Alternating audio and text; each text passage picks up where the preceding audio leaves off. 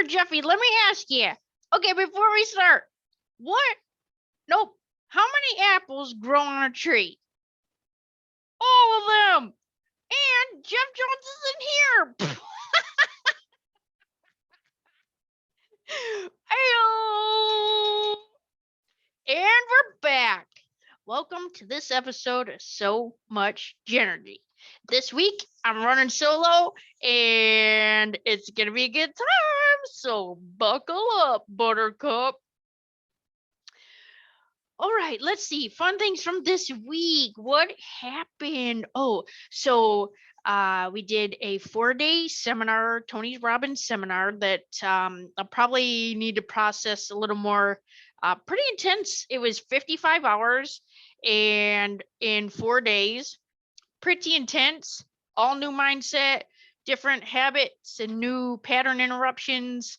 Probably one that I would want to share is like if somebody's doing something, then all of a sudden you just clap real loud and then like slap some new energy into that. They can be mad, they can be happy, they can be whatever. And then you're just clap and then slap some new energy into there. That's what a pattern interrupt is.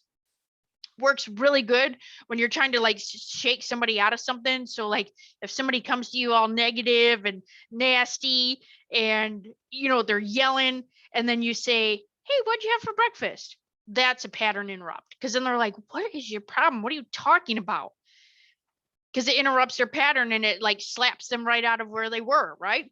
You should try it. Let me know how it goes. So yeah, 4 days of that, pretty intense, and yeah, good time. So let me pull this up here.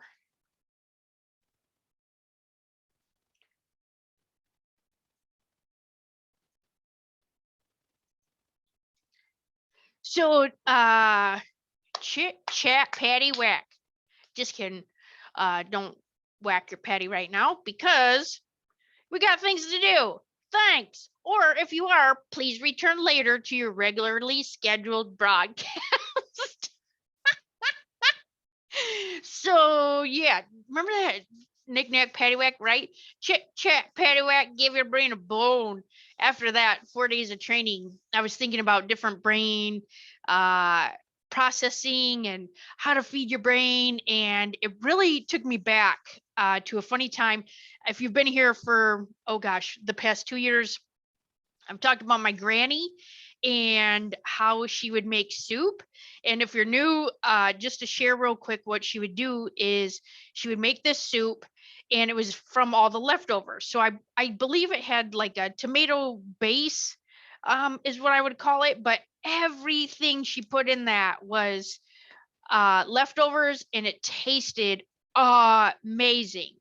And then I realized that's probably not exactly what she wanted to be remembered for, right? Is her garbage soup. Because, even though she put chicken in it, was that her chicken legacy? Stupid. All right. So, thinking of the garbage soup, if we look at it like a daily soup, right? Like when you go to a restaurant and they have a daily soup, sometimes it's very consistent and they always have, say, chili or vegetable beef or chicken noodle or fill in the blank. So what you put in it makes it up. And if you don't like it, let's see, we could have like a daily, instead of a daily soup, let's say you don't like soup. It could be a cake. It could be a casserole, a 7-layer toot dip, right? Because it makes you toot. But what are the ingredients that you're putting into whatever recipe you are making for life? So each day you wake up, what ingredients are you putting in? Is your very first thought something negative? Is that what you're putting in your little daily pot? Is it, let's say it might be hurt from when you're 7, and then you put that in there. Is it pain, disease? Are you sprinkling it with a little bit of crappy attitude? That's going to spread to others, because they're going to share the day with you. It's going to spread kind of like an STD. I'm sorry, now it's an STI. Okay, which is a STI. Okay, it's the slang.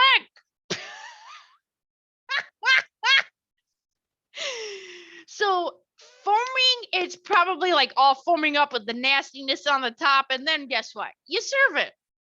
You hand it to somebody else, right? You make your little recipe for the day and then you share it, which is not good. So how much better would your soup, your cake, your casserole taste when it's made with love, compassion, empathy, laughter? What if it just like explodes like a jack in the box? That would be funny. My God, what if you had one of those experiences that you just cannot stop, right? Of laughter. Like, what if you served up the best pie of laughter that someone's ever had and it fed their soul, right? Not just their physical hunger. You feed their cells, their brain, their emotional growth. And as parents, we do these things for our kids, right? Let's give the best and give them this and that. And yet we feed ourselves with a big old piece of crap pie. Why is that? Why do we do that? What if you fed yourself the best soup with all the things, all the fillings, and then it makes you radiant, shining from the inside out, not like a spontaneous combustion shine, like a real authentic shine. So let's dig into the recipe just a little bit more. What if there is something in your stomach that hurts? Say corn, okay? Like you know that you shouldn't be eating corn, or maybe you have a corn allergy. Me personally, I'm allergic to negative people. That's why Jeffy's not here tonight. I kid. Just kidding. No, he was busy with Jeff and Aran and some things for next week. So yes, if you have an allergy to corn, and let's say you didn't realize there was corn in the soup, you didn't even notice the corn, okay, but you will later. You didn't even pay attention to it now. Now, let's say that the corn represents small little negativity niblets throughout the day that you just keep eating.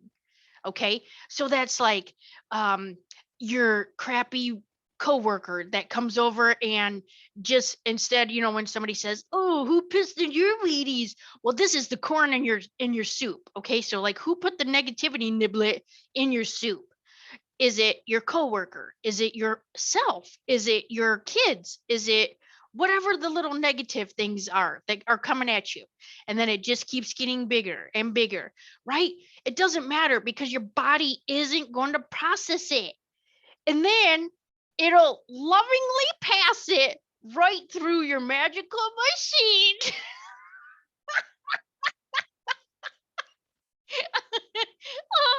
Oh my God. If you have ever, have you seen that show? How It's Made? Okay. Well, on How It's Made, one time we were watching the episode with the corn, canned corn. And when they shuck and like spin the corn and the niblets are just blowing out everywhere. Anyways, welcome back. I would recommend that episode. Hilarious. Not only did that make us laugh, but those negativity niblets were just blowing out everywhere. But what I want to ask is, are you letting things get absorbed into you during the day, or are you letting them pass right through? Like with them just blowing right out through your body, that's just passing right on through. Can you stop absorbing other people's stuff?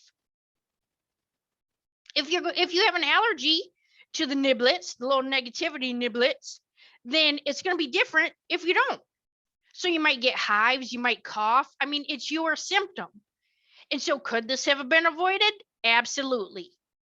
You didn't have to eat the soup, right? You can determine what was in the soup, make your own soup. So I would like to share with you today a few things in my daily recipe. Okay. So what's in your soup? Like the commercial, like, what's in your wallet? No, it doesn't even matter. well, I guess if you're focused just on money, that's fine too. What's in your soup? What's in your casserole? What's in your almost said what's in your pie? Not appropriate. Anyways, what's in your intention? What are you putting out there? So I want to share, these are my non-negotiables in life. Okay, so 30 to 60 minutes of exercise every day. Why? Because when water isn't flowing, okay, it gets stagnant. And if we're 70% water, then I want to make sure like I'm not getting rigor mortis. That's just me personally. I don't want that. And so I don't want like that like film on the water. I don't want that. I want it to be like free flowing and fresh and fun and is just like spring, right? Like spring in your step, right? Because you're hydrated, because you're fresh, you're feeling good. And it's so good for your brain. It's essential, totally essential. Sour oils, wink, wink, but so is the water. I just used the word but. Don't do that. So I also stand at my desk for about 90% of the day because I've had spinal surgery twice and have a broken tailbone. So most of the time when you see our videos on YouTube or if I'm in a Zoom meeting or anything like that, 90% of the time I'm standing. It's because of finally, after 10 years ago, I broke my tailbone. About a year and a half ago, it just started to feel better. So I am standing. Now I treadmill dance. I don't know if I'd call that a non-negotiable. I would just consider the 30 to 60 minutes non-negotiable for exercising. Another non-negotiable, breathing, kind of required, right? It's required for life. Now, deep breathing and doing breath work can really benefit your mind, body, soul, spirit. Okay. So if that's something that you're interested in, let me know, or you can, there's plenty of YouTube videos. I know it sounds silly, but it's like different processes in breathing. Also, journaling and meditation. So I would say I journal at least, I would say I journal at least every day. If I don't, I put journaling can be whatever you want that to be. It can be a written prayer, it can be a blessing, it can be your intention. I want my day to know what I want from it. Okay. Is it time to get bossy? I'm not bossy, but I sure tell my day what I want from it. Because if you don't, you will let your day tell you what's happening. Okay. Is that what you want? We all have a choice. So when people are like, if you ever hear somebody say, oh, I don't have a choice, I didn't have a choice, I don't have a choice, you actually have a choice. And I'm not bossy, like I said, but at the same time, I just said, but, and at the same time, I will tell my day what I want from it. And I write down other things for other people. So if there's something that you feel you're on the struggle bus with or need some like spiritual backup, or I mean, what can it hurt? Reach out to me, let me know. I'd love to add you to my journaling, my little prayer list, whatever it is that you would like me to put you on, I'll do it. Sometimes I get bossy with the universe. Sometimes I put it in all caps. You know what I mean? Like I need the universe to know I'm serious, right? Okay. Other non-negotiables, laughing, that's non-negotiable. Let me share this quick story with you here. There was a time back when I was in a corporate job, I actually got in trouble by a manager for laughing all the time, and she wrote me up. Okay, she wrote me up for laughing and told me she didn't appreciate how I came in and I was all bubbly and I just kind of did what I want. Okay. Her writing me up had nothing to do with me laughing. There was some other stuff that had happened behind the scenes and she was irritated with me and wanted to bring me down a notch is what I would call it. So I let her know that the thing she was saying wasn't fair and that we needed to go to HR because she was saying things about my looks and how I, come in and color my hair and do what I want. Thing is, our company had no policy whatsoever on hair color, haircuts, requirements. I mean, we don't have a uniform requirement, right? Well, I'm sure I gave them a run for their money because I came in penguin costumes, Ronald McDonald costume. They never changed their handbook. So she wrote me up, and I wanted to respect her thoughts. Okay. Even though it was irritating and I didn't get to be myself, then I would actually have to go out to my car, laugh super hard in the car like a psycho crazy person, and then run back into the building and then be quiet, because what had happened is I stopped laughing at work, which was, it physically gave me a headache from not laughing, because you didn't have that like expression all the time, right? Also was very quiet after that. You want to talk about, it's like I was literally machine gunned with negative niblets, and then I wasn't allowed to laugh. And so then, everybody keeps coming over and saying, hey, why aren't you laughing? Are you okay? Are you okay? And then I would just have to have my headphones on with music so that I didn't talk to other people, because it physically hurt my soul to not be able to laugh. So after that, it was about 6 months, and I didn't plan any of our work parties because I didn't want to laugh and offend her. And she finally called me back in the office and wrote me up again for making the group uncomfortable after 6 months. So I'm not sure what to do. So what I'm saying is, as a non-negotiable, laughter is non-negotiable, okay, for me. Think about some things that are your non-negotiables. What is something that is not, that you have to do or say or be in your life, okay? And think about those things. Make your list and be very specific on what you want from your day. Because if you don't, the day will tell you what's happening with negative people, news, bombarding you with whatever. So if you think about it too, it's like, instead of every day, you're getting out there, and would I call it a fight? Kinda. I would call it like we're fighting against negativity, news, things, to protect your positive little bubble. Okay. Now, I'm not saying put yourself in a bubble. I'm saying in a way to, I don't want to say armor up, but almost. I mean, I put in my booby rocks. Oh, those are very non-negotiable. So booby rocks, journaling. So I feel like if you put your little spiritual kind of positivity protection on, it doesn't have to be in a bubble. You can expand that out as big as you want. Put on what you need. It can be an invisible cape. It can be a yell. It can be a fake name.